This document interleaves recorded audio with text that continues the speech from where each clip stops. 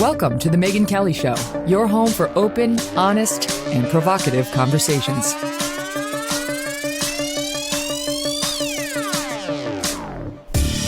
Hey everyone, I'm Megyn Kelly. Welcome to The Megyn Kelly Show. Today we have a fascinating guest for you who will be joining us for the full show.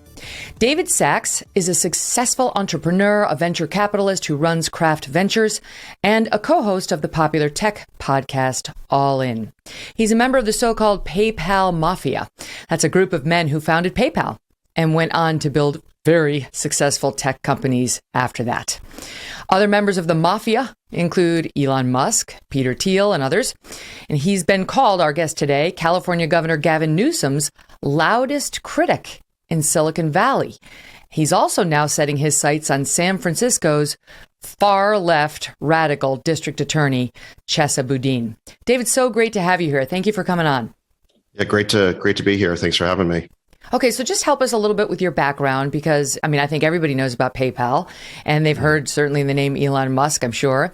But how did you guys get connected, and how old were you? And sort of how did, this sort of powerhouse of guys come together to create a company that would then, launch careers that would be epic in the tech industry? Well, I had gone to college with Peter Thiel. We had both graduated from Stanford. We had actually been on the sort of conservative leading student newspaper, the Stanford Review. We'd both been editors of that. And so Peter recruited me to join PayPal at a very early stage. I ended up becoming CEO of the company. Okay. And did you, when you first started it, did you know it was going to be a blockbuster, or was it like, we'll give it a shot? You never really know. I thought it was a great idea, this idea that we could email money. I thought that was sort of a killer idea, and we sort of focused on building a great product to do that. So I always, on a certain level, I believed that it would be big, but at the same time, did I know that it would be a $200 billion public company today? No, I didn't. Right. Couldn't expect that. You guys were both, you were at Stanford together. And what was it like being, what was that, late 80s, early 90s-ish? Yeah, early 90s. It was sort of a time on campus when there were a lot of these sort of controversies. This was the beginning of the culture wars, really, when at Stanford in the late 80s, you had a protest in which the crowd chanted, "Hey, ho, Western culture's got to go." And they then proceeded to change the curriculum and the canon. This is when they threw out all the so-called dead white males, and sort of there was really a revolution on campus. And in a way, everything that's happening, I think, in our politics and culture today is downstream of the change that we saw, 30 years ago on these college campuses. Mm-hmm. So it wasn't as unusual back then on a college campus like Stanford's for you to be a conservative, or did you feel like an outlier even back then? Oh, we definitely felt like outliers. They called it wasn't called woke back then. It was called political correctness, but there was definitely, the strong degree of trying to sort of ideologize students and push this agenda. And if you resisted it in any way, you were definitely considered a rebel. Now, in the tech industry, has it been the same? On college campuses, most kids don't feel comfortable saying that they're a Republican, or that, God forbid, that they supported Trump. Is it the same in tech?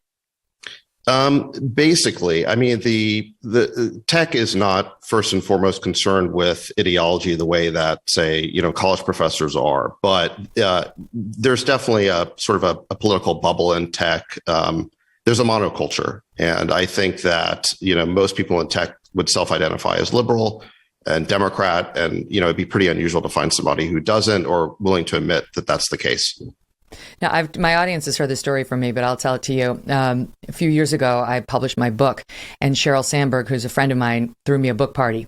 So I flew out there and I went to her house, and it was like a who's who in your industry of tech people. I barely knew most of the people because it's not my thing, but when she started listing the companies, I was like, oh, wow, Sheryl, this is a very nice party. Thank you. So this is right after I had clashed with Trump and that presidential debate and so on. So most of the people there are just assuming I hate Trump, which I never hated Trump. I was irritated when he kept coming after me, but I never hated Trump. And I, of course, had worked at Fox News and understood how the right half of the country felt too. So the long and the short of it is, person after person would come up to me and they'd shake my hand and they'd say, oh, I love you. I hate Trump. And, we kicked Peter Thiel out of Silicon Valley for supporting him. He's done. He doesn't get invited to any parties now. And I'm thinking, oh, wow. And then the other half of of the group would come up to me quietly and be like, Trump, 2016, like, go MAGA, right? Like, great job on the debate and great job in covering the race. And, is he going to win? Can he win? Don't tell anybody I'm a Republican. Don't tell anybody I'm a conservative. And by the end of the night, I wound up laughing, and I really wanted to go to the few people who were willing to confess that they were Republicans and say, you need to talk to that man in the blue, that woman in the yellow, that guy with the red tie, because you are not alone. Yeah, absolutely. And, Peter was almost thrown off the board of Facebook for supporting Trump in 2016. I don't know if you remember, but Reed Hastings, who is the founder of Netflix, who was also on the board of Facebook, really launched a broadside against Peter. And to Zuckerberg's credit, he didn't kick Peter off the board back then. I saw the news that Peter just left a few days ago. But yeah, absolutely. Peter was a total outlier in Silicon Valley in supporting Trump and the Republican Party more generally. Do you think I was going to say, has it softened at all? Because the economy did pretty well under Trump, but then came January 6th. No, I don't think it softened at all. In fact, I think the opposite happened, which is to say that Silicon Valley turned its back on a lot of the principles that it was founded with in terms of a free and open internet because of Trump. If you go back 10 years, say to roughly 2010, you had the CEO of Twitter then declare that we're the free speech wing of the free speech party. Around that time, when you had the Green Revolution and the Arab Spring, the Twitter and Facebook and the employees there were sort of giddy at the social change they were bringing about.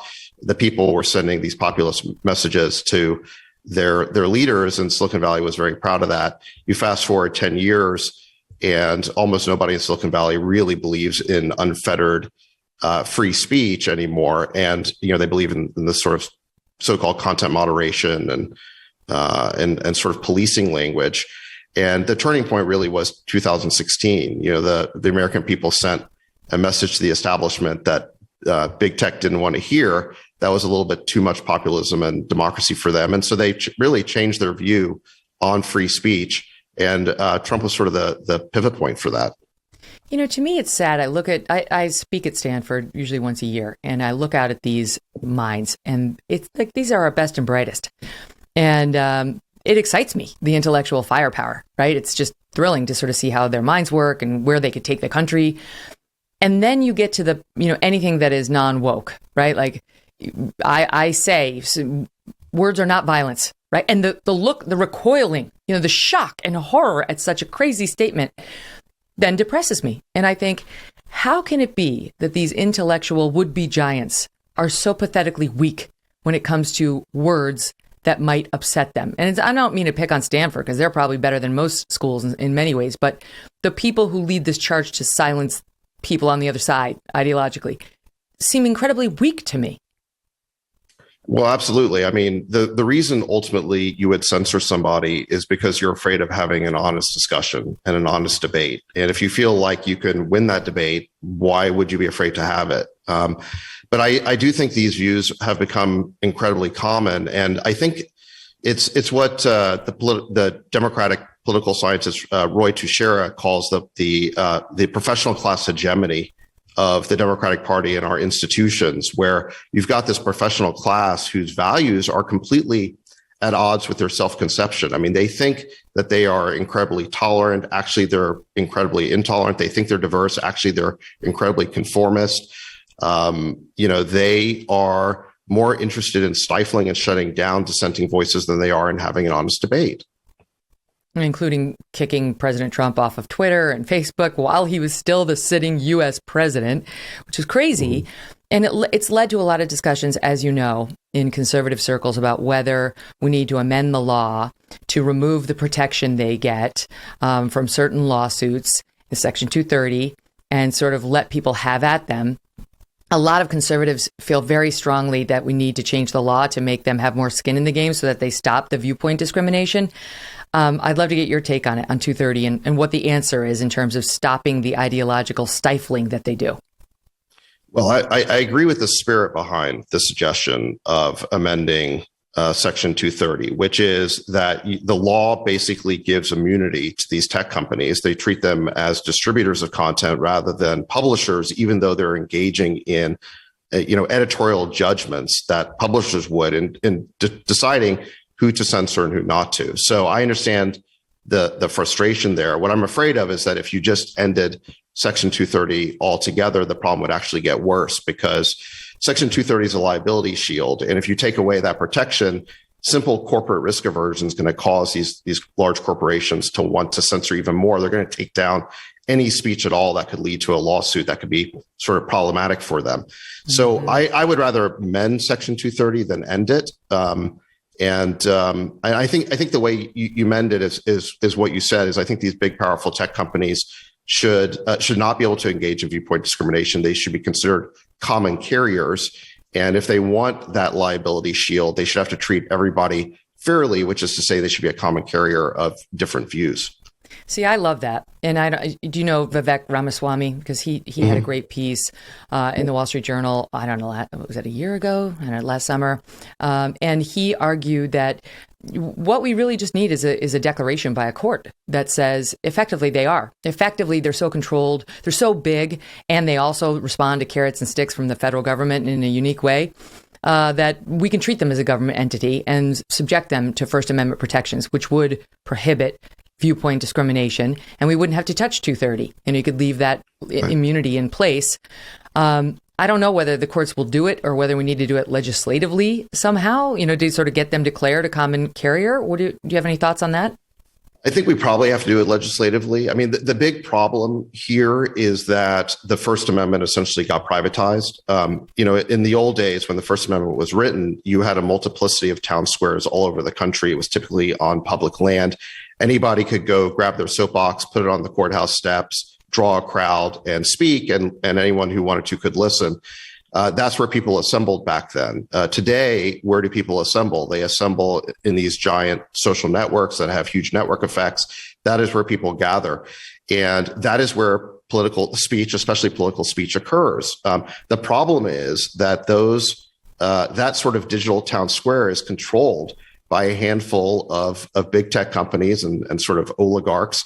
And so the town square has essentially been digitized, centralized, and privatized in the hands of a handful of actors. And because the First Amendment only applies to Congress and to government, it creates this giant loophole in our First Amendment rights, our rights to free expression. I think that loophole needs to be closed. Our right to free speech needs to be extended to cyberspace. And the crazy thing is what you hear from so many people in Silicon Valley and elsewhere in the media is they suddenly become, very libertarian when it comes to imposing any regulation to restore our free speech rights. They say these are our private companies that should be able to do whatever they want. Well, that's not a position that they're taking on the 6 bills working their way through Congress right now to regulate antitrust for these companies. Mm-hmm. We all understand these are giant companies with, again, huge network effects. They're basically monopolies. We're willing to regulate them in other contexts, but when it comes to speech, suddenly, oh no, we can't. Private companies should be able to do whatever they want. Mm-hmm. And the problem, I think people realize on the right that it's annoying that it's mostly conservative thought that gets stifled by these big platforms, but it's so much more pernicious than that. And I really want Democrats to hear the case, which is, and I've seen it in your writings.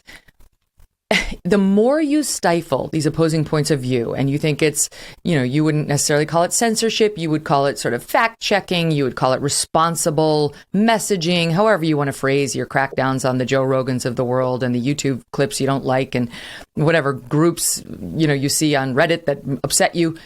The truth is, the more you stifle this kind of speech, the more pernicious it gets, the more widespread, the worse the sourcing that these people will turn to, the more conspiratorial they will get. It does not help society in the way the left thinks it does.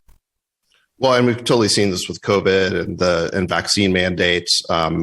You've seen so much censorship over the past 2 years of censoring, so-called misinformation. That misinformation then it turns out to be true. You had the lab leak theory. You had, first it was deemed to be misinformation. Now it's become sort of the prevailing theory. You had cloth masks. Dan Bongino was kicked off YouTube for basically saying cloth masks don't work. 2 weeks later, the CDC comes out saying the same thing. So we've seen over and over again that what starts as misinformation ends up being recognized as the truth. And I think this is why, with respect to vaccines, you had these so-called anti-vaxxers or vaccine skeptics. I don't think that they were opposed to the science of vaccines. At least they weren't pre-COVID. What they really are is media skeptics. They think the media has got an agenda.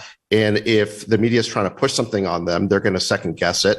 And if you don't allow them to have the conversation, if you don't allow them to ask the questions and explore the debate, then for sure they're going to think you're trying to pull one over on them. And so I think this whole idea of censorship has totally backfired around the vaccine. And what they should have done was allow an honest debate around vaccines. And I think you would have gotten more buy-in from the part of the country that distrusts the media. Mm-hmm.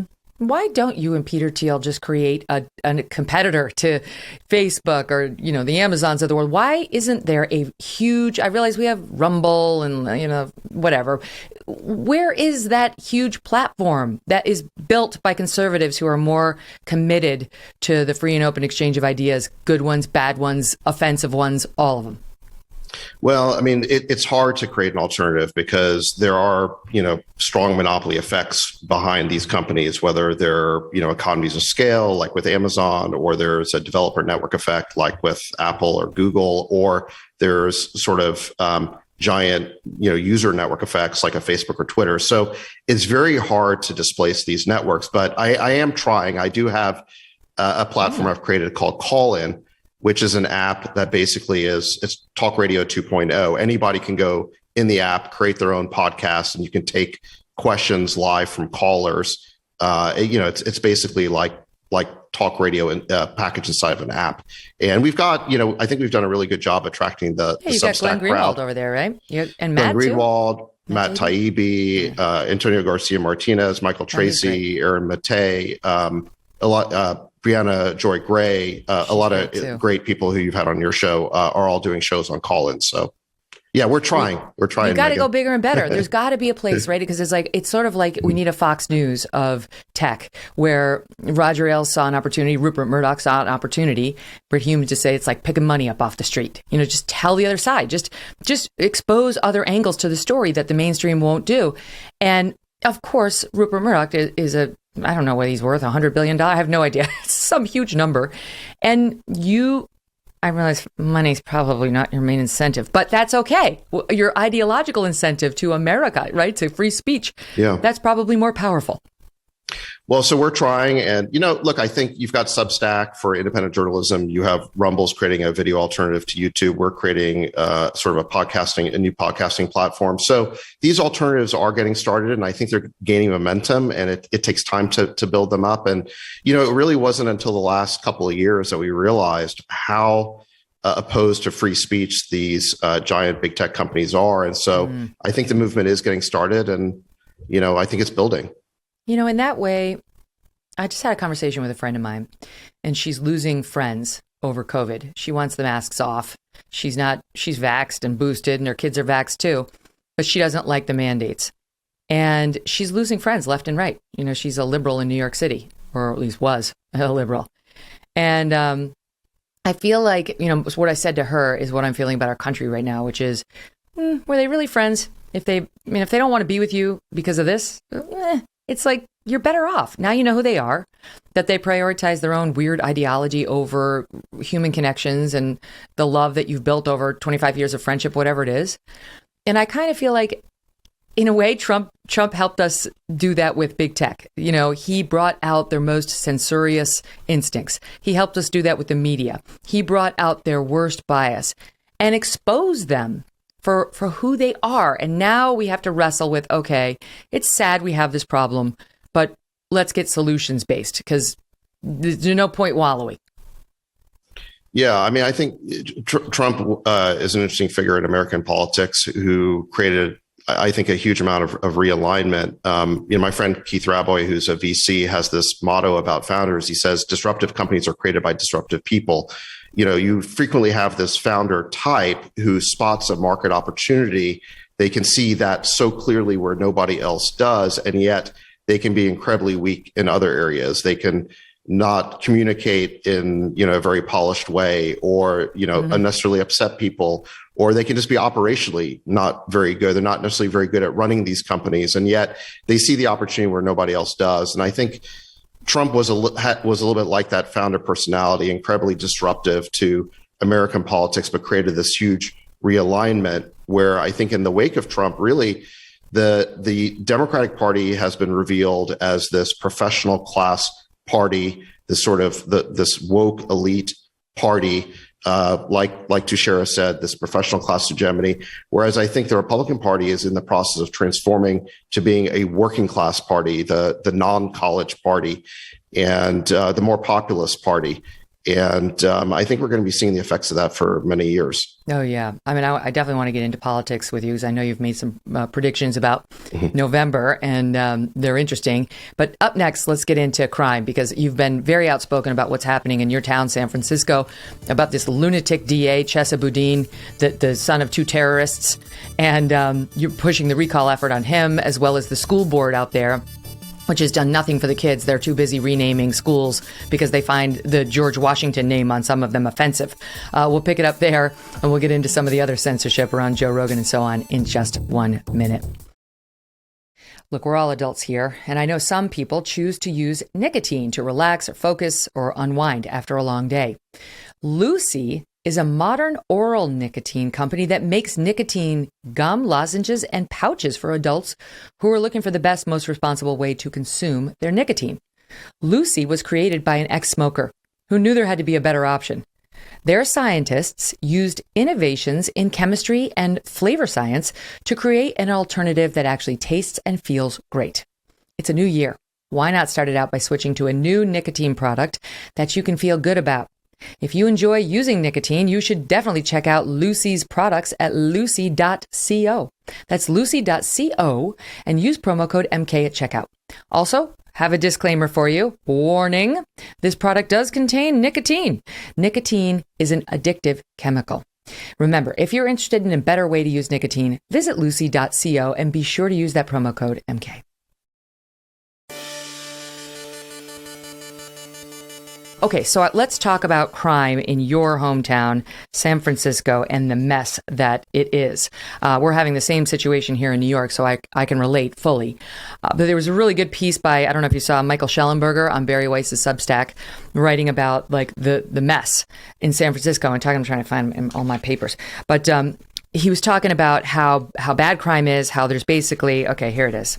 There's basically open drug use, people shooting up. He writes about how London Breed, when she went off on the, quote, bullshit destroying our city, the mayor, he said, I naively believed her.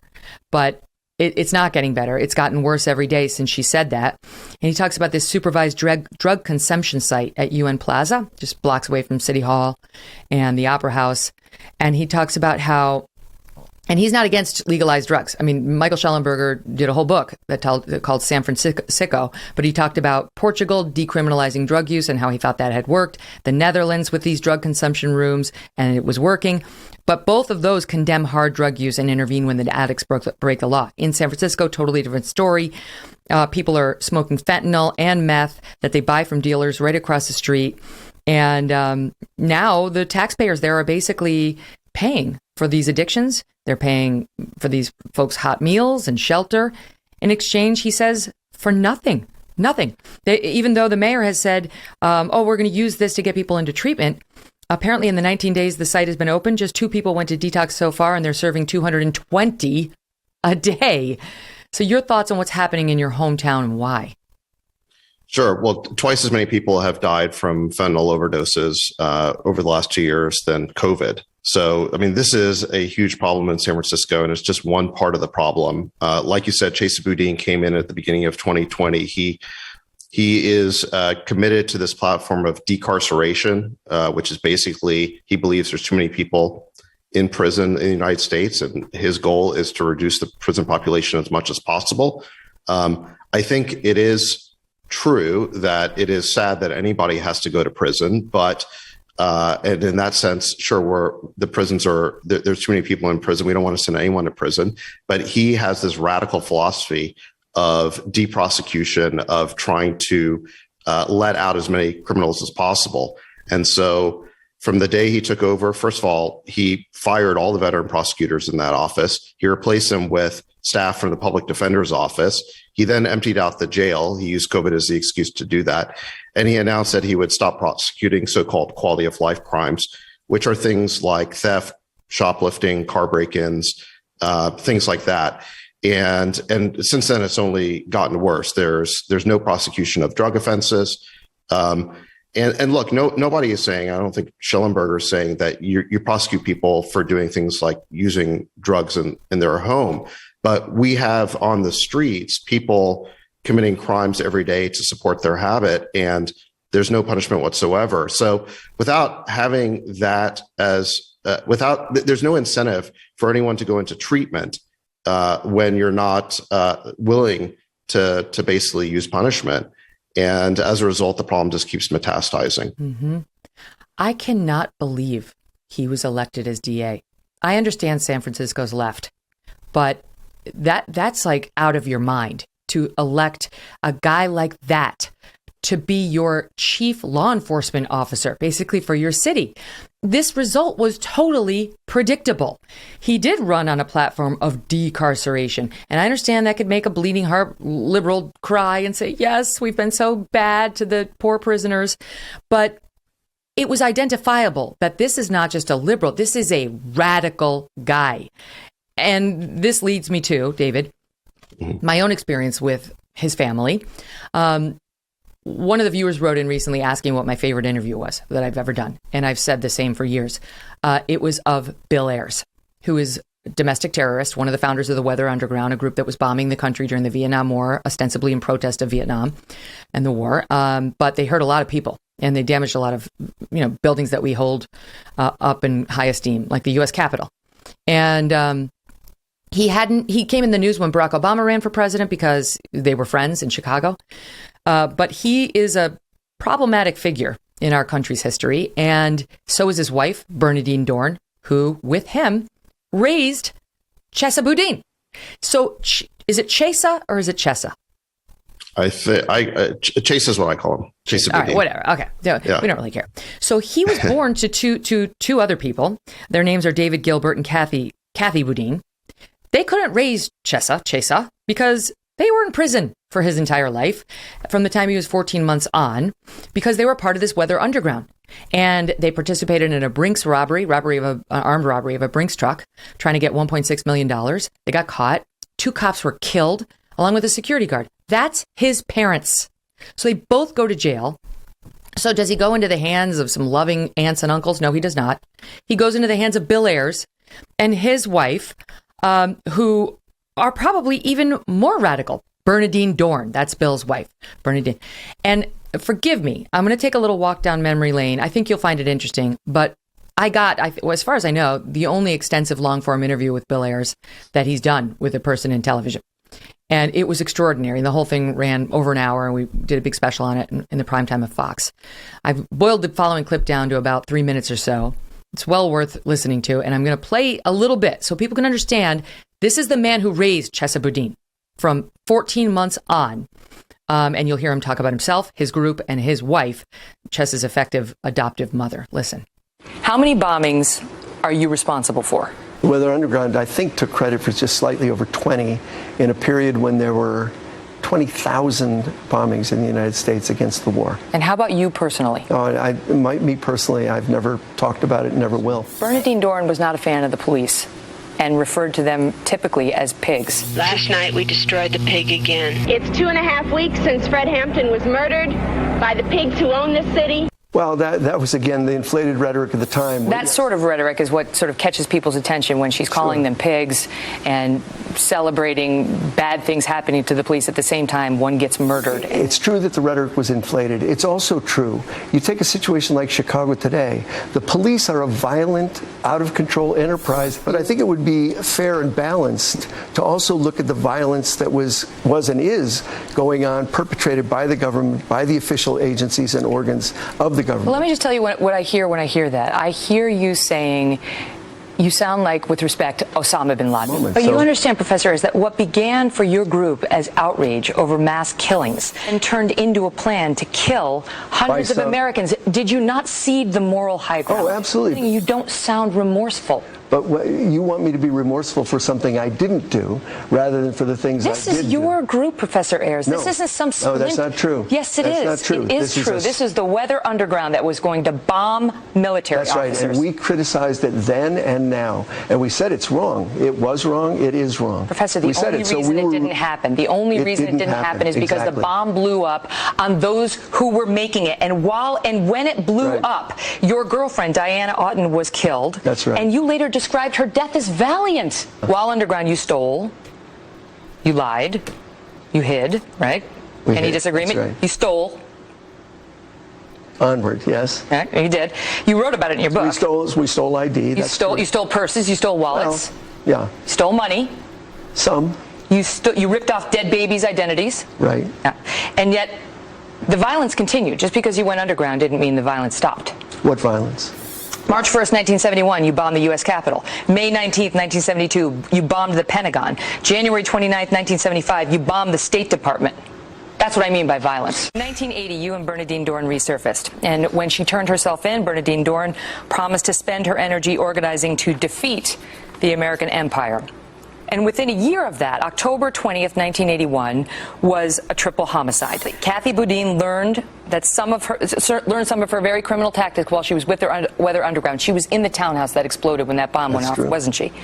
You adopted her child. She's a wonderful person. Your wife, Bernadine Dohrn, was asked to cooperate in that investigation. That's right. She refused. Absolutely. She spent 7 months in jail because she refused to help the police in their investigation. Well, she refused to speak to a grand jury. That's quite different. Why would she do that, sir? 9 children lost their fathers that day. I agree with you. Why didn't your wife help? Grand juries are a terrible overreach of the U.S. government. She said about the Charles Manson murders of a pregnant woman and 6 others, quote, offing those rich pigs with their own forks and knives and then eating a meal in the same room, far out. The weathermen dig Charles Manson.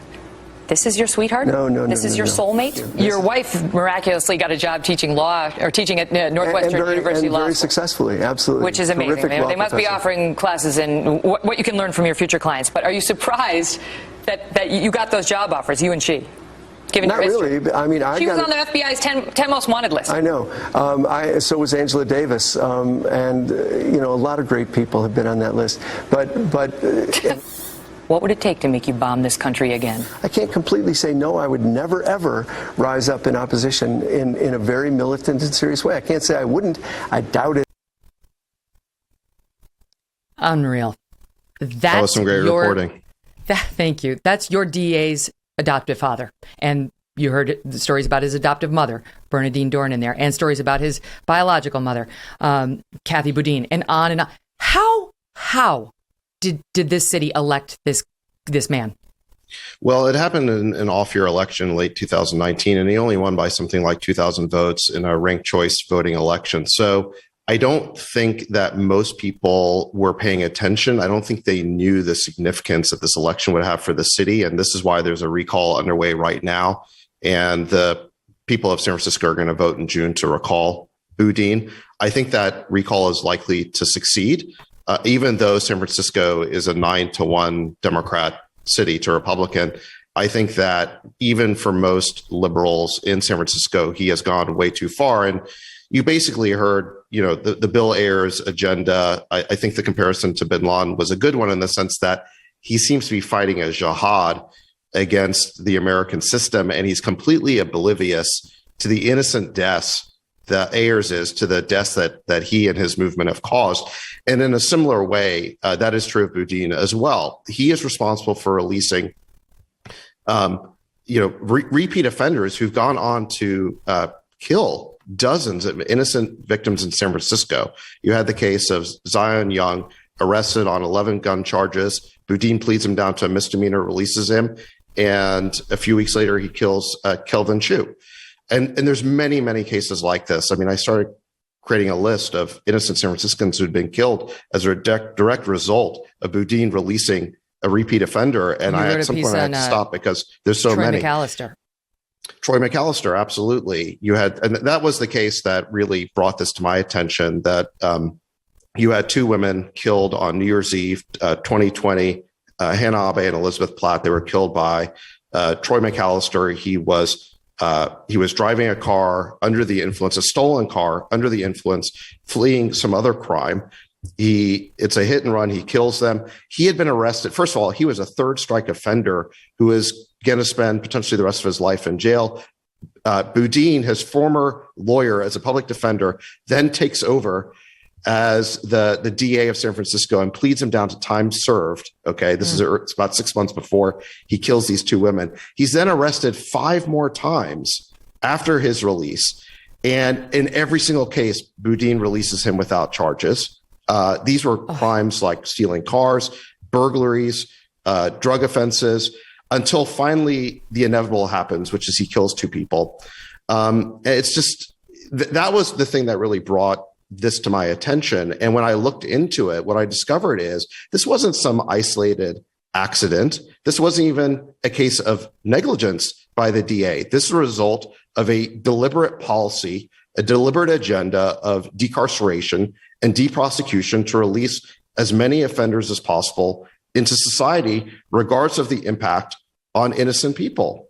And the one thing I want to add to it is that although Boudin is probably the most extreme case of these sort of decarceral DAs, in the sense that I think is deeply psychological for him. I mean, this has been bred into him. I mean, he is on some sort of mission, but he's not the only one. We now have Gascon in LA imposing the same agenda. You've got, like you mentioned, you had Alvin Bragg in New York, although I think Bragg recently walked back some of his changes. I think his sense of very slightly, though. Slightly, yeah. I think he's got a slightly better sense of self-preservation than Boudin or Gascon does. But look, you've got these DAs who've been backed by people like Soros and Reed Hastings of Netflix, and a lot of liberal organizations more generally, and they are really foisting this agenda of decarceration and deprosecution and defunding the police. It's all related on America. I mean, the crazy thing is they are more interested in policing our language than policing our streets. They're more interested in protecting people's psychological safety than their physical safety. And this is why you're seeing a crime wave across America right now. As if one is not related to the other, right? How is your psychological safety when there are murders in the street, when you can't cross the street without getting hit by one of the drunk drivers that he's let out without parole, without bail? That's his big thing, no bail, just like we're seeing in all these Soros-funded DA cities. This guy, right. His mother, his biological mother and father, killed 2 cops and a security guard. She now teaches at Columbia University. The dad just got out under Andrew Cuomo. It was one of his final acts in office to grant the guy clemency. He just got let out last October. And his adoptive parents spent years bombing the home in which a little 9-year-old boy was present, and bombing police precincts. Bill Ayers tried to deny that to me in his interview, but he had confessed it in his book, which was one of my favorite moments in the interview. I really encourage everybody to go look at it on YouTube, because it's an interesting window into that period of time and what we were allowing. But it's in his DNA, this sort of life of crime, this disrespect for police, this hatred of police, and the very people he's supposed to be working with to stop crime as the DA. And now I read there's a real schism between Boudin and the cops in San Francisco. That's right. Well, the cops recently announced that they would stop letting the DA's office be responsible for investigations of police misconduct because they don't trust him. And the only targets that Boudin seems interested in prosecuting are police or employers like DoorDash, because he believes they're mistreating their employees. It's the only cases he's shown any interest in prosecuting. Just to take an example, we had these, Louis Vuitton smash and grab, brazen robberies.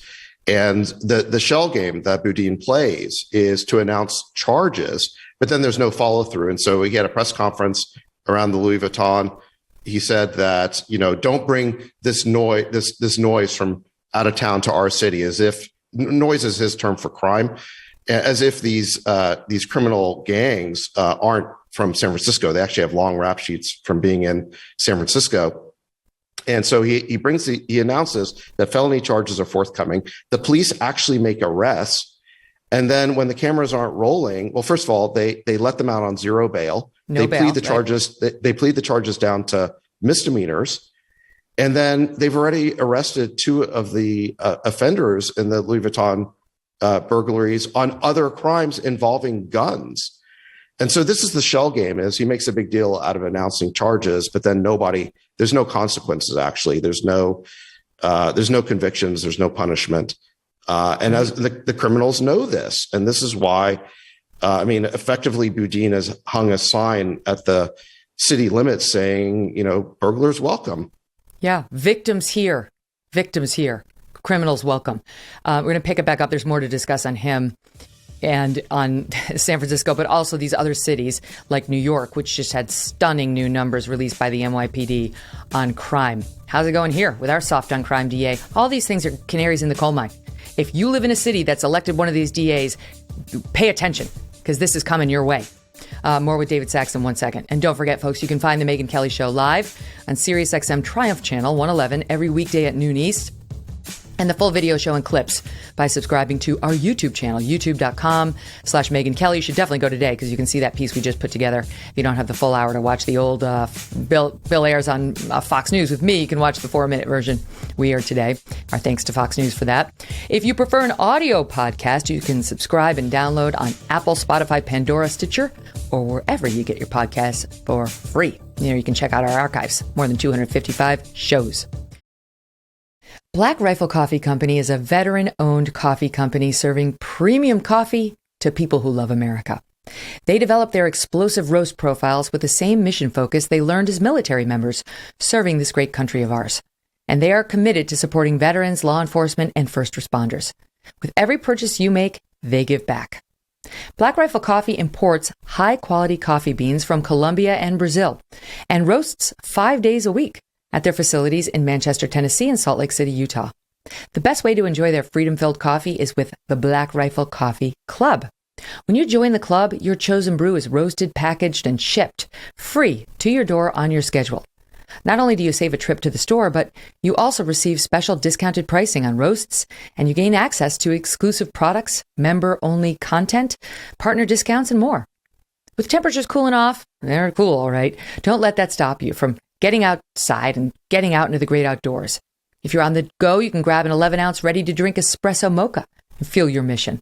Black Rifle Coffee delivers fresh, roasted coffee from around the world to your doorstep. You can purchase it at blackriflecoffee.com. Use that code MK at checkout for 20% off your purchase and your first coffee club order.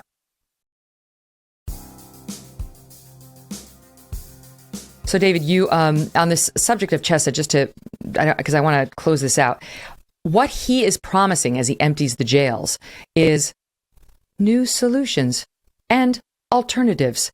But you've written in a piece that, but really, all we've seen so far is a move to empty the jails with absolutely no plan for the aftermath. He says he's going to create an algorithm for determining the risk to public safety posed by an arrested suspect before granting their release in terms of no bail. He's not just going to throw them out. He's going to use an algorithm. Is any of that happening? No. Chesa's algorithm is that basically you go free unless there's enough sufficiently large public outcry about keeping a defendant in jail. And that's basically the algorithm. He and Gascon and Alvin Bragg and all these sort of progressive prosecutors, they have set this zero bail policy across the country, even though voters in California rejected it pretty handily in a ballot initiative in November 2020. So this is very unpopular with the voters. Even in a deep blue state, Democrats are very concerned. Regular Democratic voters are very concerned about this crime wave and these policies. It's only these sort of ivory tower intellectuals who can justify this. Mm-hmm. Chesa praised Hugo Chavez. He worked as a translator in Venezuela. He brags about having visited prisons in Chile and Bolivia. He said that he spent his childhood visiting prisons, and those are his earliest memories. Delightful. Said, I was immersed in the world of leftist politics and groomed to be an overachiever. He went to Yale. He was a Rhodes Scholar, went to Yale Law. I lived, he says, in parallel worlds. My family taught me radical politics from the beginning, but I also learned to prove myself in elite institutions. In response to us, David, all I could think was, hello, those are not parallel. They are the same. Yes. Leftist radical politics and elite educational institutions are one and the same. That is who runs our elite institutions. That's exactly right. That's why he has three of his four criminal parents are at universities. His wife, who shot two cops, who was involved in the killing of two cops and a security guard at Columbia. His adopted mom, Northwestern Law School. Bill Ayers is, I think, University of Illinois. And who knows what his biological dad will do? He's probably going to wind up at Harvard. He just got out in October, so we'll see. It's amazing, and maybe one of the craziest things he's ever said is that all these policies, the deprosecution, basically the decriminalization of theft and drug use and all of these other crimes, the emptying out of the jails, he claimed it would make us safer. Now, I can understand if he were to claim that, okay, or make the argument, well, this is a more just policy, but to claim that, I wouldn't agree with it, but I could understand him making that argument. But to claim somehow that these policies would make us safer. And then I saw that Alvin Bragg, when he announced on his first day that he was going to stop prosecuting all sorts of serious crimes, he also said this is going to make us safer. Yep. So how does any of this make us safer? Yeah, no, it doesn't. And then when confronted with all these people who you said would make us safer if you let them out with no bail, even though they committed terrible crimes, are, reoffending and they're murdering people and they're hurting people. And you pointed out in a piece you posted, it's a Medium article, that Chesa's response was to refer to the serial reoffenders as, quote, prolific folks, you write, as if they were akin to writers or painters working assiduously at their craft. They've been prolific, as if he's proud, which he probably is. He cannot bring himself to name who they are and what they're doing. This is why he refers to crime as noise.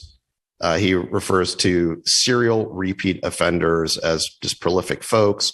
It's basically, it's misdirection. Mm-hmm. And I mean, look, he is what he has always been at heart, a public defender. And there is a role for that person, the public defender, in our system to defend criminals. But when you put that person in charge of prosecution, it's a disaster. And, look, he's the most extreme case, but there's now examples of this all over the country. And I think until voters get serious about voting these people out, about recognizing the threat they pose, this crime wave in America is going to continue. Well, that's right. So that brings me to New York, where we're dealing with the same thing. Now, granted, I don't know about Alvin Bragg because he was forced by the New Yorkers to roll back a couple of policies, only a little bit, though. Let's be honest, most of them stand. But the NYPD released the following stats on Monday. Crime is up 60%. Compared to the same week last year, despite frigid temperatures here in New York. The cops are saying it's only going to get worse as it warms up. Car thefts up 116%, 255 over the last week. Is 118 a year earlier. Grand larceny up 93%. 908 cases was 470 a year ago. Reported rapes up 67%. 35 versus 21 a year ago. Transit crimes up 89%, 34 versus 19 a year ago. And on it goes. This doesn't even touch on murders of cops. And where we're going to take it next is your prediction that this stuff will come back. It will come back to haunt not just these guys, but the Democrats at the ballot box. Give your prediction. We'll take a break and then we'll dissect it. Oh, I mean, my prediction for November is a political earthquake. It's a tsunami. Because these issues resonate with not just Republicans, but also Democrats and independents. I mean, I'll note that in New York, Eric Adams won as an underdog with this tough on crime message. Whether he actually delivers on that remains to be seen. But there's no question that he won with that message, including in minority communities are very receptive to that message. The working class of the country does not want this crime in their communities, and they suffer the most. That's where these policies have their greatest impact, because people like Reed Hastings live in gated communities behind high walls. They can afford private security. It is poor and disadvantaged communities that suffer the most. And this is why we're seeing a huge swing to the That's Republican right. Party. And we saw it this past November. We're going to see more of it. I'll pick it up there, and we'll talk about more hypocrisy that we've seen on the left. Stacey Abrams smiling in front of a room full of masked children has infuriated folks. We'll be right back. If you want 2022 to start off right, then you need to start the new year with some new meat. Good Ranchers sends 100% American meat straight to your door. It's high quality, ethically raised, sustainably sourced, and delicious. Good Ranchers makes life so much easier and more convenient with all the great cuts of meat you can get. I'm getting great feedback from my audience on it. Fillets, pre-trimmed chicken breast, pre-marinated chicken breast, T-bones, ribeyes, salmon, shrimp, and much more. Right now, you can get $30 off their already low prices by visiting goodranchers.com/Megyn, M-E-G-Y-N, or by using my code Megyn, M-E-G-Y-N, at checkout. You can do a one-time order, or you can subscribe and save an additional $25 on each box. It's extremely affordable and does not sacrifice quality at all. Good Ranchers beef is prime and choice graded, and their chicken is better than organic. It's all individually wrapped, vacuum sealed, which makes it so quick and easy to cook. So don't wait to snag this special $30 discount. It's their biggest discount code they have ever offered. Go to goodranchers.com/Megyn and save on the quality you've been looking for. Start the new year with a company that makes it easy to get high quality, affordable meat.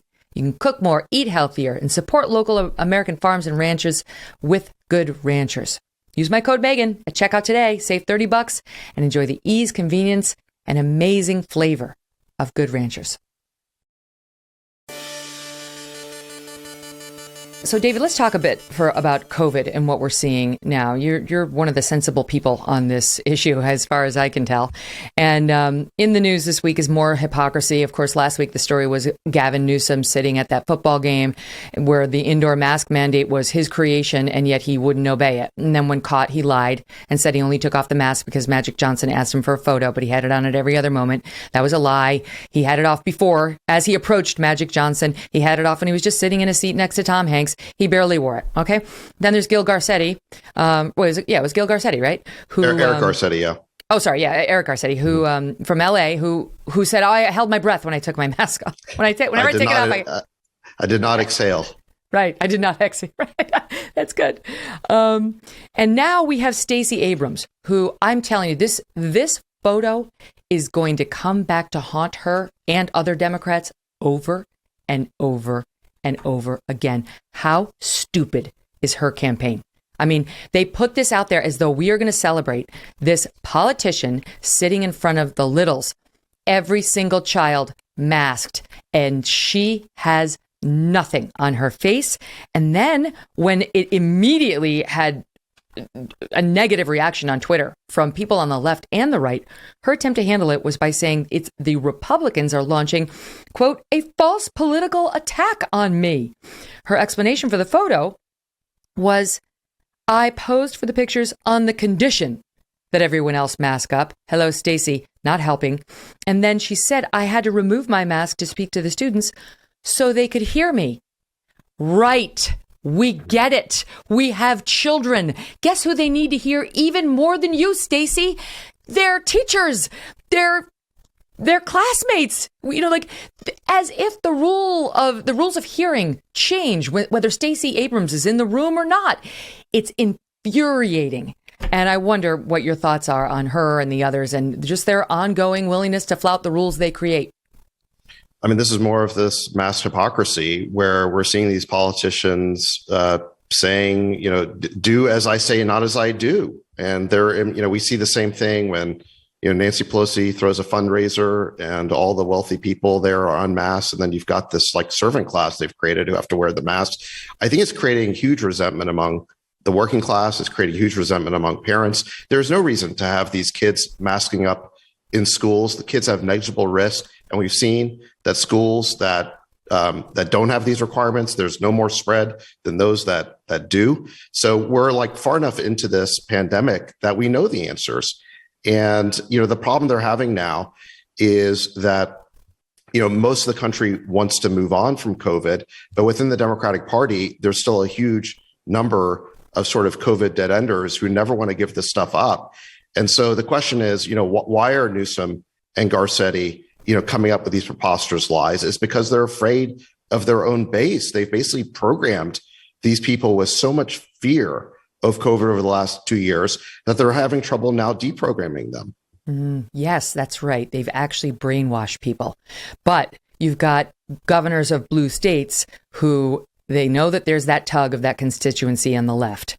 But they also saw what happened to Phil Murphy in New Jersey. In a seat that he was running 30 points ahead to keep. He only kept it by 3 points to somebody who had virtually no name recognition. And that's why Phil Murphy was one of the Democratic governors who yesterday said, hurrah, we're getting rid of our mask mandates. Now, he made it 5 weeks away, but he did it. Our governor, I live in Connecticut now, he did it. He said the end of February. Delaware, they did it. Even Oregon got rid of their school mask mandates yesterday, or at least announced they're going to go away on X date. And it's not because they're seeing the light on COVID, David. They're worried. They understand where the tide is. Absolutely. I mean, CNN declared that the science has changed. No, the science didn't change. The polls changed. Somebody produced a memo inside the DNC showing apocalyptic poll numbers for Democrats in November if they stick to these COVID restrictions that the country is sick and tired of.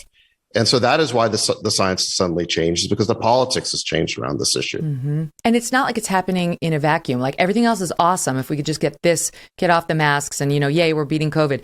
You've been very vocal about how, this monetary theory that we could just spend however much we wanted and it would never come back to haunt the economy has been proven totally insane, completely boneheaded and wrong.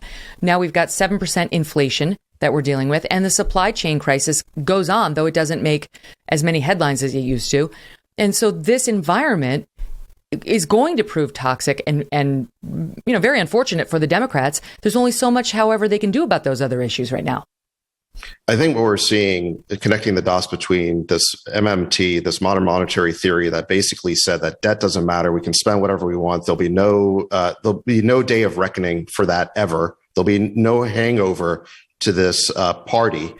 Connecting that to COVID, what you see is a total failure of the expert class in America.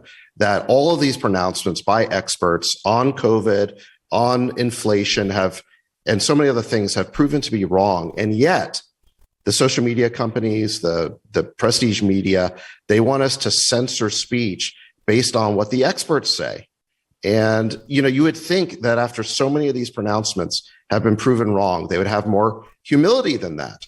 Yes. That is the thing that is so frustrating about this not just mindless appeal to experts, but this idea that we should censor based on official opinion that keeps shifting and changing. Yeah, no, we need better experts. And I want to talk to you about Joe Rogan and why he and others are such important alternatives. But before we get to that, I think you and I are eye to eye on Fauci. As far as I understand, I'll give you a compliment. My producer, Debbie Murphy, absolutely loves your podcast, and she listens to it all the time. And she told me that you explained the Fauci how he's been compromised with respect to gain of function, and then trying to get all the scientists around him to shut up about how they've been doing this kind of research in the Wuhan lab. I don't know if she said better than I had, but equally as strongly. But that's something that the mainstream media won't touch. His hands are dirty in getting us into this pandemic. I'm not saying he created this particular virus, but his hands are so dirty. And yet we're supposed to worship this guy like a god. He shouldn't have had anything to do with the public health messaging on this. Fauci wrote op-eds in 2011 and 2012 advocating gain of function research, which is basically a fancy name for enhancing pathogens in order to study them. And there was two schools of thought in the scientific community. One, led by Fauci, was we should be doing this. The other was, this is just crazy. And, the risk, it outweighs the benefit. And by the way, I haven't heard of any of the benefits of this type of gain of function research. What benefits actually materialize? What learnings did we get from this type of science that actually helped us over the last 2 years of the pandemic? But in any event, Fauci wrote these op-eds. He advocated for gain of function research. These were not throwaway comments by him in front of, a reporter or a congressional hearing. He went out of his way to publish these articles. And Obama, when Obama was in charge, he looked at this issue during his administration, and he banned gain of function research. I have to imagine that meeting in the Oval Office took like 5 minutes, because I could just imagine Obama saying, you want to do what? You want to make pathogens more viral, more transmissible, more deadly in order to avoid a future pandemic? What if you create one? And so Obama banned this. And in January of 2017, Fauci and Francis Collins, the head of the NIH, changed that policy during the transition between administrations when Trump didn't have his people in place. You can imagine during the chaos of the administration changing, the NIH repealed that ban on gain-of-function research. And then subsequent to that, they funded a group called the EcoHealth Alliance, a British scientist named Peter Daszak. They funded him to do this type of gain-of-function research. And then Daszak funded this Wuhan lab. And so, yeah, I mean, look, I think, Fauci didn't create the virus, but he advocated for the type of research that may well have produced it. Yep. And where is the investigation into this by the mainstream media? This COVID is probably the most significant international event that we've had since World War II. And yet anytime anybody wants to raise the issue of the origin of COVID and where it may have come from and the mistakes that it may have led to, it's like, oh, well, we don't need to know the origin of it. That's not really important. What matters is what we do now. Well, I beg to differ. If we want to avoid a future pandemic, we certainly need to know what may have led to this one. And then virologist after virologist, the world's top, came to him when COVID was first unleashing, and they said, this looks like it came from a lab. This does not look like it had an animal origin from some cave. It's too contagious. It's too advanced. The viruses don't start at this level of sophistication. They have to jump from human to human to human to human for a long time before they get to this point. And there was some sort of private communication, and they all did a 180 without explaining why they did. Fauci's in control. He controls all the grant money. You don't have a career in science or working with the NIH or getting any sort of a grant if Fauci doesn't like you. He sits back there. He collects his, $350,000 or $380,000 a year. It's going to be over $400,000, I think, when he retires. And he's a kingmaker. But you tell me about the vaccines, because he's obsessed with them, David. He's obsessed. Listening to him, it's like listening to a broken record. He says it in every answer. We need more people vaccinated, more. It's his answer to everything. So why? Yeah. Well, let me make one more point on Fauci and the timeline about what happened, because we know based on these emails that have come out under the Freedom of Information Act that on February 1st of 2020, we know that Fauci and Collins had been advised by a group of scientists that this virus likely came from a lab. How did they know? The exact same reasons we know now, because there's genetic fingerprints. The furin sites in the virus are not naturally occurring. So they had been advised by scientists that this likely came from a lab. And yet 3 days later, by February 4th of 2020, the officials at the NIH had come to the conclusion that it could not have been a lab-made virus, that it had been passed from an animal, the so-called zoonotic theory. And then 2 weeks later... And let me just say, they were calling it fringe. Then suddenly it was a fringe theory and a racist one. That's right. And so, 2 weeks later, there was a PR campaign fed to the prestige media, the New York Times and the Washington Post. I think it was on February 17th, where they all synchronously at the same time published the same types of articles using the same types of language, describing anyone who believed in the lab leak theory as, again, like you said, a fringe or conspiracy theory, and endorsing that there was no way that could have happened. It had to be the zoonotic theory. So they shut down the discussion. They shut down the debate. I mean, it'd be one thing for them to say, look, we don't know if it came from a lab, but they didn't do that. They went all in on this like zoonotic theory, this like they pangolin acted idea. Like guilty men.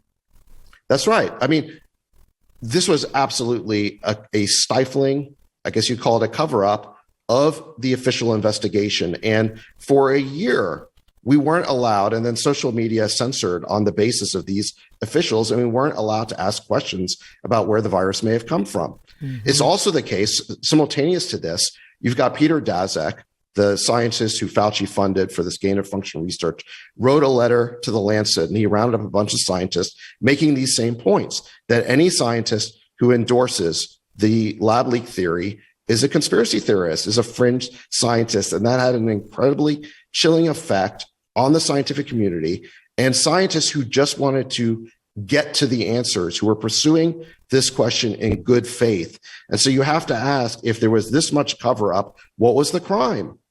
Yes, Fauci and Collins smeared them. Doctors who didn't go along with the "no way was it a lab leak" line started to get smeared and diminished.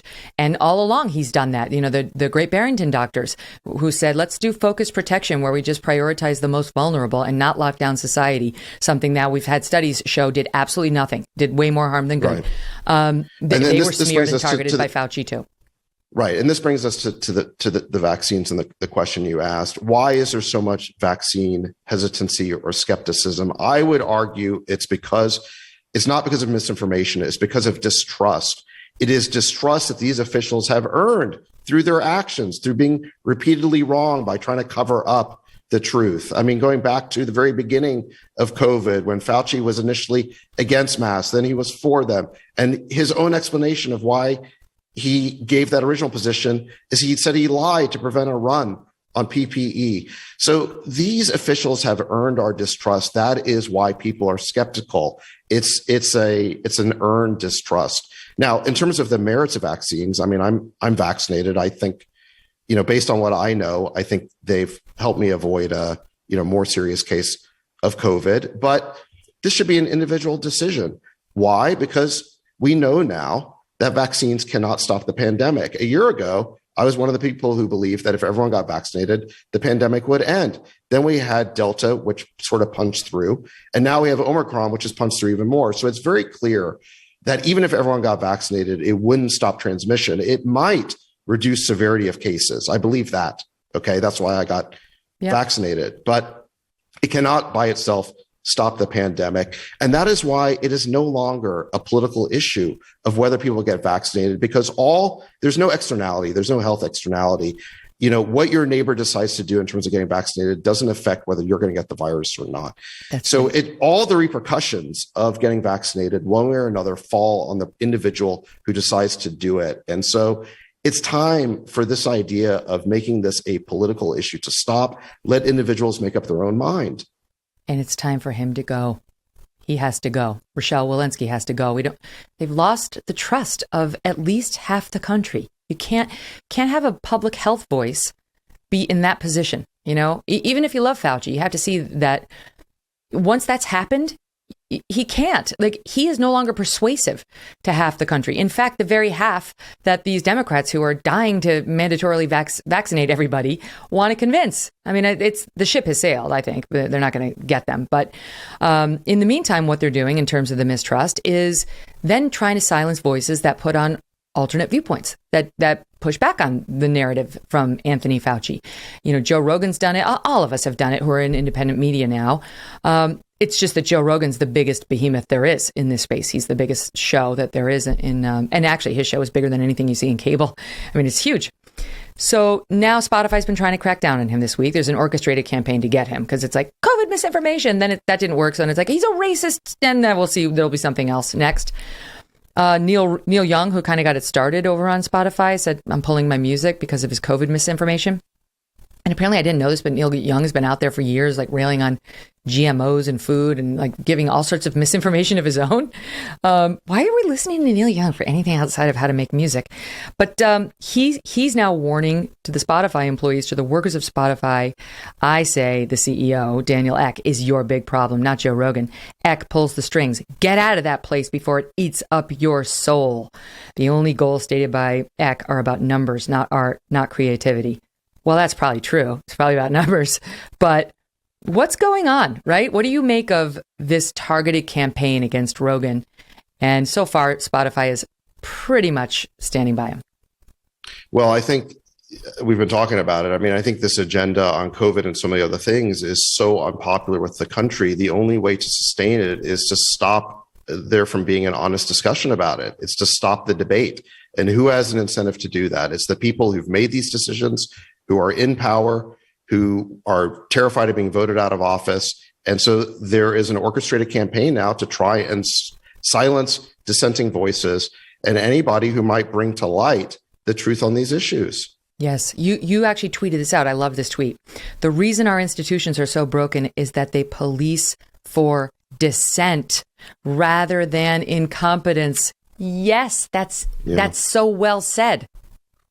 Right, exactly. You see this on COVID. Like you said, Fauci should be gone. Just based on the fact that he thought gain of function research was a good idea, that alone should be a reason for termination. But he's been wrong so many times. He's been behind every unnecessary COVID restriction over the last 2 years. He has been the main shot caller of our COVID prison, okay? He is the guy who's been ruling the yard, telling us what we're allowed to do, where we're allowed to go for the past 2 years. But there is no comeuppance for that. You see this in the military. You've got this General Milley, this botched withdrawal from Afghanistan. It was a fiasco. And where is the comeuppance for that? Where is the punishing of incompetence? All you see is the punishing of any dissenting voice. That's exactly right. They only punished that one lieutenant colonel who spoke out against their incompetence. He's the only one who's lost his job as a result of that debacle, which one could make a very strong argument is what got us into this situation with Russia and 150,000 troops now along the Ukraine border. They smelled weakness, and Putin smelled an opportunity, even if he never steps one boot into Ukraine, to renegotiate the terms on NATO and on whether Ukraine should be allowed to join and so on, because he saw a weak leader over here who actually had no capital in the bank with the American people. And so far, he hasn't done it, but it's not getting better over in Ukraine. It's getting worse. And there are legitimate questions about whether he would have done this had we had a stronger man or a woman in that office. Yeah, I mean, I have a slightly, I think that's a good point, that I think our adversaries do perceive weakness in a note card president who's being led around by the nose by his staff and seems frail and weak. That being said, I do have a slightly different view on Ukraine. My view is that we should be trying to diffuse the situation the way that Obama did. I mean, I think this is another area, along with the ban on gain of function, where Obama got it right. He basically said, listen, this is when Russia occupied Crimea. He said, listen, that is an area that is contiguous with their border. They have an interest in that part of the world that is vital to them. It's never going to be as vital to us. Ukraine is not a member of NATO. We do not have an obligation to come to their defense. And I think we should be very, very careful about inserting ourselves in a new foreign war. I mean, we've only been out of this war in Afghanistan for 6 months, and we've been blundering through the Middle East for 20 years. Iraq, Afghanistan, Syria, Libya. Do we really want to now insert ourselves into the Caucasus, into Russia's backyard, to risk a war with them over territorial borders that we have no obligation to defend? I would just be very careful about deferring to the Washington establishment on this issue, because they've been wrong about so many other things, so many other foreign interventions. It's a good point. And honestly, is it really important to us to have Ukraine in NATO? I don't know that it is. I don't think we need to have them in NATO. Why? It doesn't seem like we have to have it. And so if that's going to be the final deal point, I mean, why couldn't we give on it? I realize it's right, exactly. You don't give in to terrorists and the toddler's throwing the fit. You don't give them the lollipop. But this is a lot of layers to it, and it's a lot more sophisticated than that. And we don't want to see any blood and treasure of ours spilled in Ukraine. That's not going to help Biden. I think that's exactly right. I mean, the fact of the matter is that admitting Ukraine to NATO would require us to come to their defense, but it would do nothing to enhance our security, to be drawn into their border disputes. And having Ukraine come to our defense doesn't do anything to improve our capabilities. So it would be a very one-sided agreement. And the fact of the matter is that Ukraine and Russia have border disputes going back hundreds, if not thousands of years.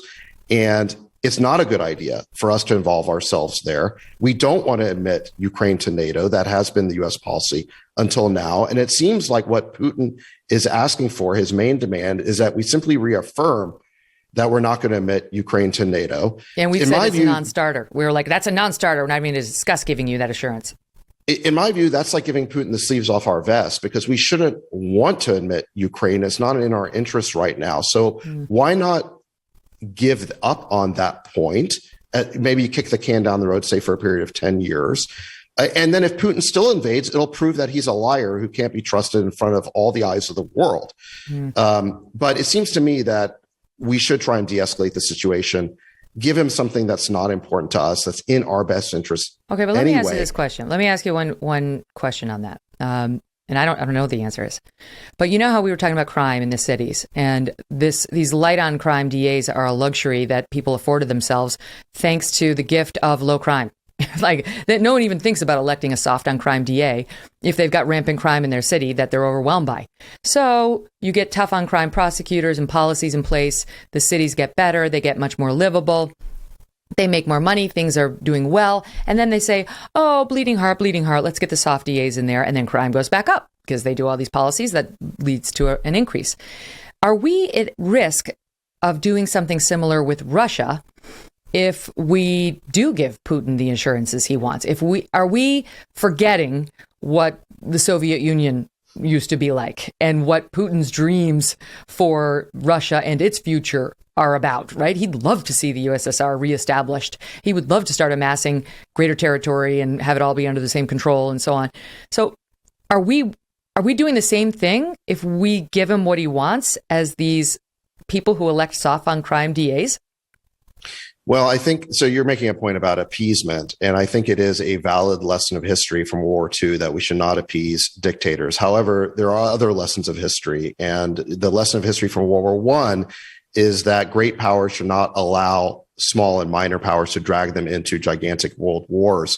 And it is for that reason that I would not want to admit NATO, or not want to admit Ukraine into NATO. We never have wanted to. This is not something we've done because we've realized the danger of being drawn into border disputes in that part of the world. And it's really mission creep by NATO. I mean, NATO stands for the North Atlantic Treaty Organization. Ukraine is all the way in the Caucasus. It's in a pretty much a different part of the world. It's true. So I hear you on appeasement. I just think there are other things to be worried about. And by the way, we are coming off a foreign policy string of defeats where we've had misguided interventions. We spent $6 trillion on nation building in the Middle East, in Iraq, in Afghanistan, completely failed. We had botched interventions in Syria and Libya, where, in Libya, we replaced Gaddafi, and now it's chaos over there. We've made the situation worse.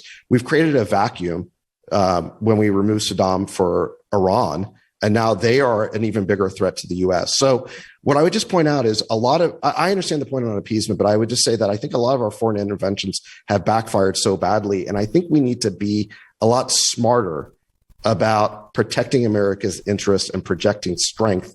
And sometimes the way to project strength is to pick your battles carefully and not in a knee-jerk way want to insert yourself in somebody else's problem. Right. Sometimes the wise move is not to play.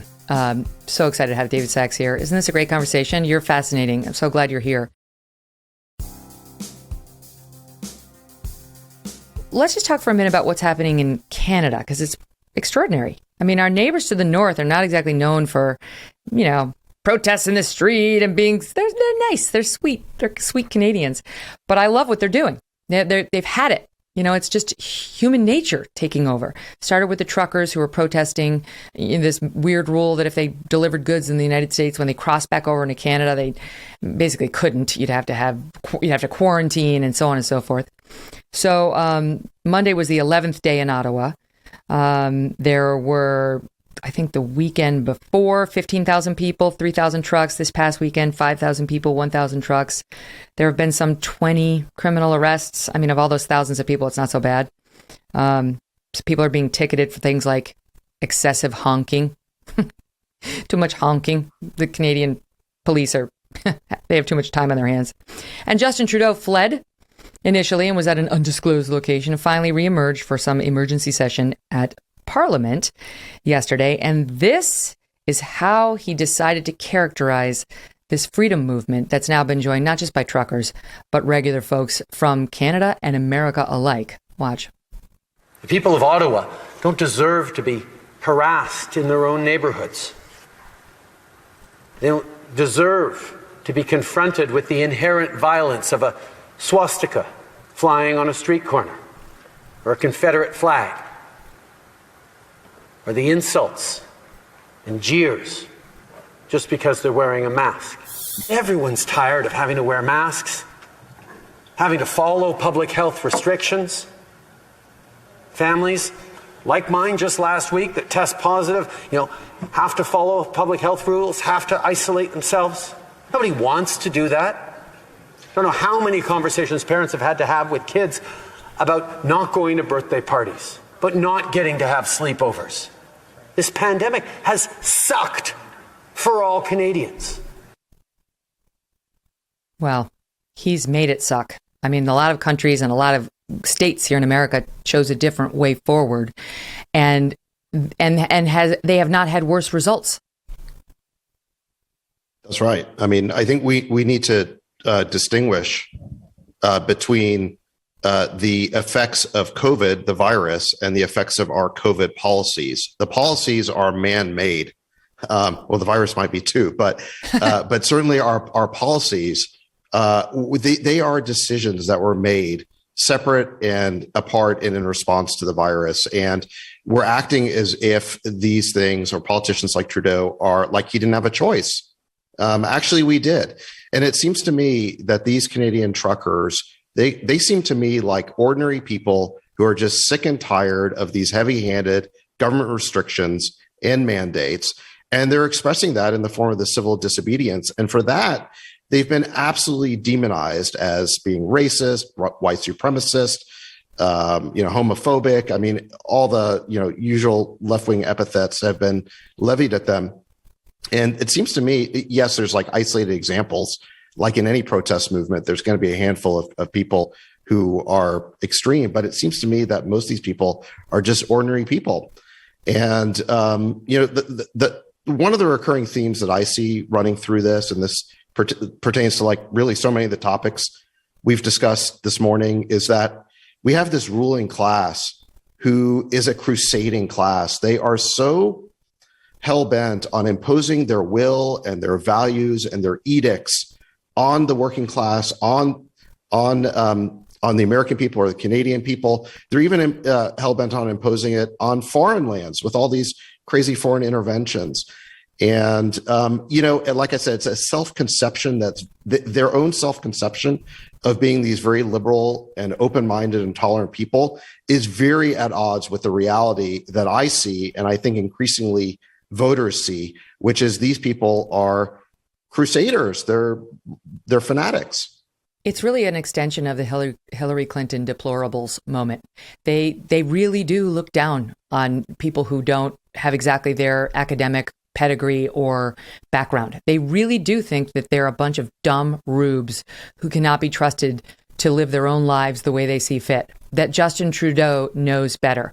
And the attempt to write off these people who are out there protesting for freedom, that's what they want, as if they're nothing and they don't matter. And meanwhile, the movement grows, right? The latest reports where they spread from Ottawa, Toronto, Winnipeg, Vancouver, Alberta, even across overseas, New Zealand, Australia, the Netherlands. Here in the United States, there's another group planning a similar protest. They want to drive to the U.S. Capitol. And here comes the censorship. Two big companies.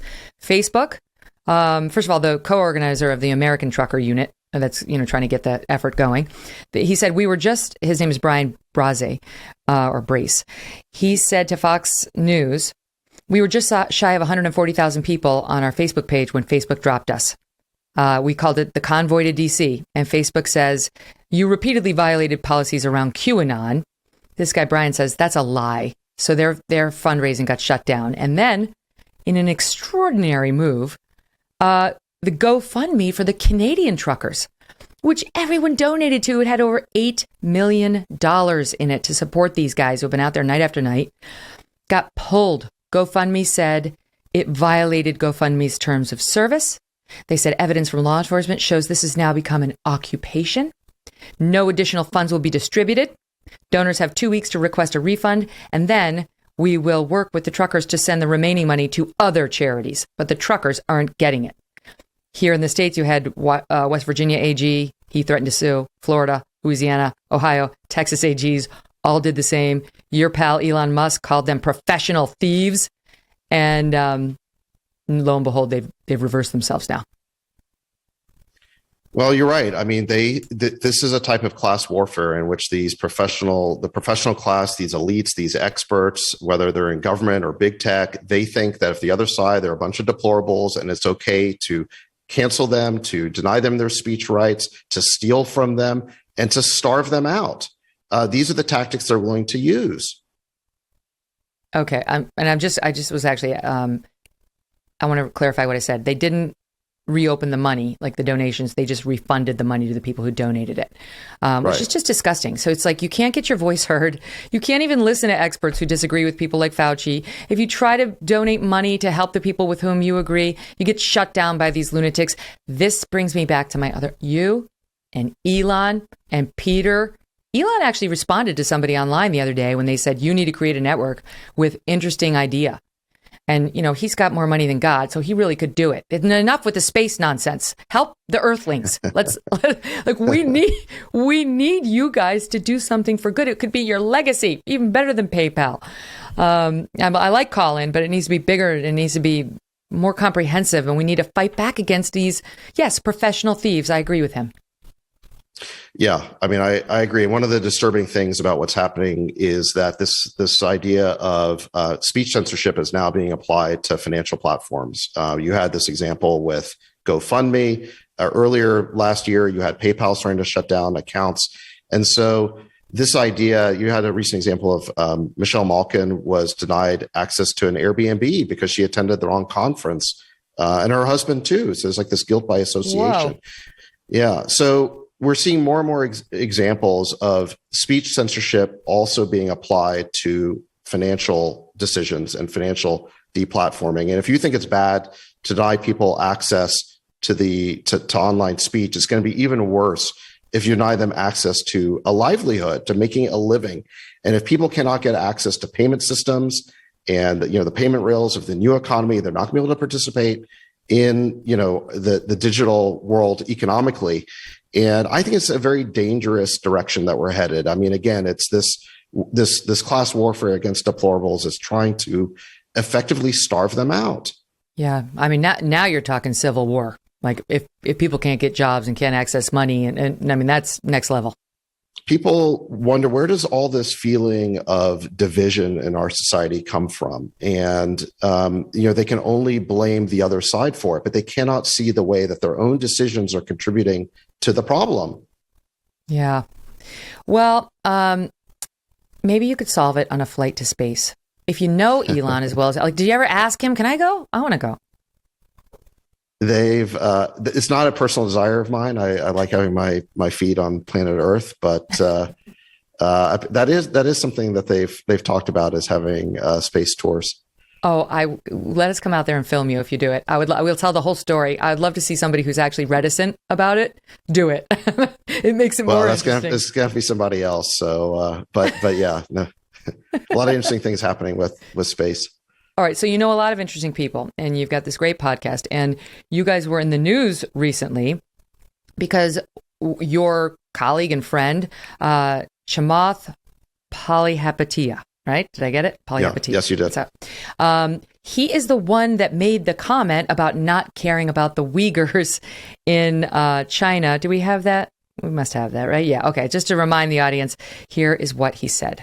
Nobody cares about what's happening to the Uyghurs, okay? You bring it up because you really care, and I think that's nice that you care. The rest of us don't care.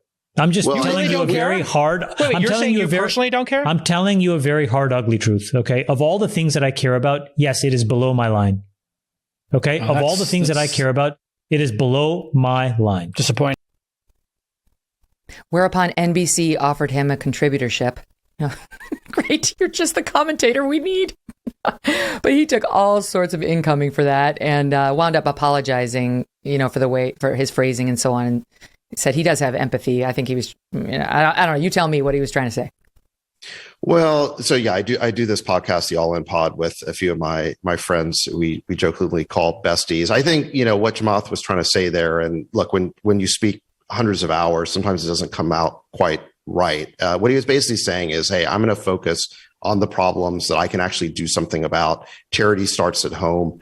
I think that was basically the point he was trying to make. And it came across as sounding a bit callous, and he acknowledged that.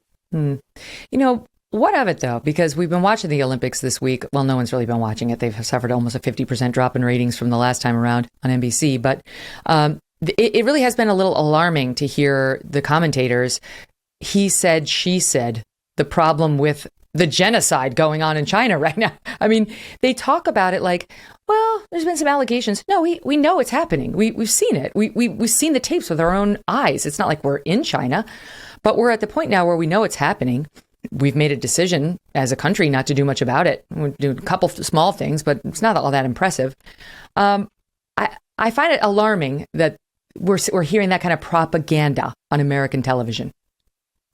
Yeah, I mean, look, I think the Uyghurs is a very serious issue. You've got upwards of 1 million people of this ethnic group who've been put in these detention camps. There are reports of mass sterilization and rape. I mean, it sounds like there's reports of essentially ethnic cleansing over there.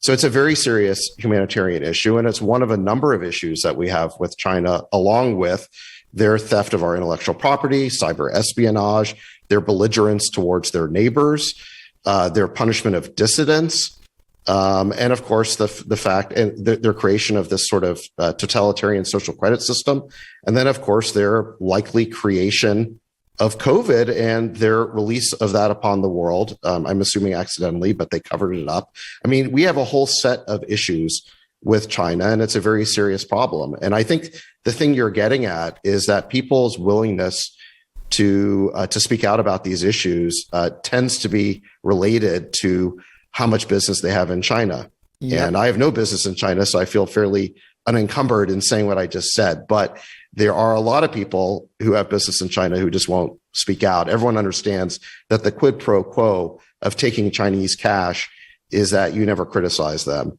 And it was very hypocritical, I thought, when the NBA put out a statement attacking and criticizing Chamath, because what have they done? I mean, they are the most hypocritical. When Daryl Morey, the one of the GMs, spoke in defense of the protesters in Hong Kong, the NBA punished and sanctioned him.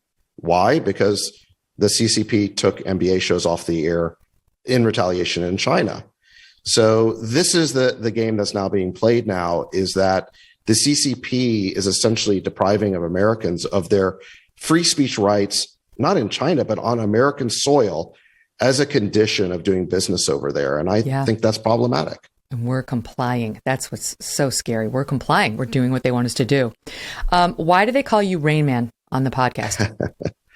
Well, we all have nicknames, and I guess that's the character in the movie who's I know, but do you have any of those abilities? Like, can you? Because I know you talk about poker, but like, is it about cards? Can you count cards? I can't really count cards, no. But I guess compared to Jason, who's the host, I have better math skills than he does. So I was thinking, maybe when I come out to film you going to outer space, we could swing by Vegas and I could actually learn a thing or two, maybe. Yeah, well, we all play poker on the pod. The name of the pod, All In, is a poker term, and the idea behind the pod is to kind of give listeners a glimpse of the kind of conversations we actually have together at the poker table. The original idea was just to film us at the poker table playing, and then we changed it into more of the format that you see. But it's kind of a roundtable discussion where the four of us bat around issues, and you get a really interesting, I think, diversity of views. And I think one of the things that people like about it is that the four of us can disagree while still being friends. Yeah. And you just never see that format anymore. I mean, I remember the days, 20, 30 years ago, of Crossfire or McLaughlin Group, and you'd have a Buchanan on one side and a Michael Kinsley on the other. And I mean, not that they were friends, but they would at least, battle. And so I think people miss that. And I think they like the camaraderie and the fact that we can still be, quote unquote besties, even when we're strongly disagreeing about issues. What's your game of choice? Poker, and I guess I occasionally will play blackjack too. I mean, what kind of poker? What do you like, a 5-card draw? What do you just like? Yeah, we play primarily no limit hold'em. Okay, it's funny because we love poker in my family. My mom, it's what we did every Thanksgiving whenever we got together, and then my mom just loves it. And so now even my 8-year-old, he's been doing this since he was 5. He'll say, "Hey, will you play poker with me?" And some poor unsuspecting adult will be like, "Sure, okay, buddy, yeah, let's see, let's do it." And then he gets him sitting down and he's like, "All right, Annie, up and down the river, low spade in the hole splits the pot." with like the cards, whipping. It's great. We love it. I think it's a great thing for your kids to do, because it teaches kids and players to make difficult decisions repeatedly under conditions of uncertainty. You don't know what cards the other person is holding, and so you have to constantly evaluate. How do you make a good decision when you don't have all the information? And that is really what business is all about, and that is why I think so many business people do gravitate towards the game and really like it. Okay, good. So this is not a waste of time. We're actually building a future entrepreneur. Last question before I let you go. Need a quick answer. Do I or do I not buy Bitcoin or Dogecoin or any of that other stuff? It's interesting. I mean, Bitcoin is basically, it's a new type of currency. It is a non-fiat currency. So instead of being backed by any government, it's basically backed by math. And if you believe in the math and the cryptography, and so far, Bitcoin's been around for about a dozen years and it's never been hacked. No one's been able to counterfeit or create a fake one. If they ever do, Bitcoin will be worthless overnight, but they've never been able to do that. And so, what's appealing about Bitcoin is that it's a currency where we know the total number. There'll never be more than 21 million Bitcoin. And in this world of inflation, and we've got governments who keep printing money, we can't really trust them. It is nice to have, I think, a currency that can't be manipulated that way. It's not backed by government; it is backed by math. So it's highly volatile. I certainly wouldn't recommend putting all your savings in it or anything close to it. But should you put 1% of your portfolio or 0.5% of your portfolio? Yeah, I mean that's what I've done, and I'm a believer to that extent. Okay. Well, I love it. I love asking people that question because I don't understand it. It scares me. And I want to know more. David, thank you so much. So fun talking to you. Thanks for having me. All the best. All right. Don't miss the show tomorrow because we're going to have Ezra Levant back from Canada. Remember, he came on last week and he was so good talking about what is happening up there. He'll have all the latest and where it's going from here. And our old pal Ben Shapiro is back on the show. I'm looking forward to discussing everything with Ben. He's so fun. He's like one of my favorites, and he's got something exciting to share with us. There's a tease for you. In the meantime, go ahead and download The Megyn Kelly Show on Apple, Pandora, Spotify, and Stitcher. While you're there over on Apple, would love to hear a review. If you wouldn't mind giving me 5 stars, that helps us out. Would love that. And go to youtube.com/Megyn Kelly and subscribe to the show. Okay, this is what I ask of you. Subscribe at YouTube and download over at Apple. And that's it. All that helps us keep it free for you guys. We appreciate you being with us. Thanks for listening. See you tomorrow.